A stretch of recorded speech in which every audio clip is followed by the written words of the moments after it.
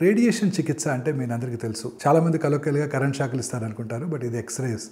Radiation చికిత్స ఇస్తున్నప్పుడు మన బాడీలో రెగ్యులర్‌గా మార్పులు జరుగుతూ ఉంటాయి. ఉదాహరణకి గర్భసించ ముఖద్వార క్యాన్సర్, భారతదేశంలో స్త్రీల్లో వచ్చే కామనెస్ట్ క్యాన్సర్. ఆ పార్ట్‌కి మనం రేడియేషన్ ఆంకాలజిస్ట్ ప్లాన్ చేసి రేడియేషన్ ఇస్తున్నారనుకోండి. 2-3 రోజుల తర్వాత కరెక్ట్‌గా గర్భసించ వెనకాలే మలద్వారం రెక్టమ్ ఉంటుంది. ఆ రోజు ఆ పేషెంట్ కొంచెం కాన్‌స్టిపేషన్ ఉంది. So rectum changes it's shape. Rectum కొంచెం ఉబ్బుతుంది.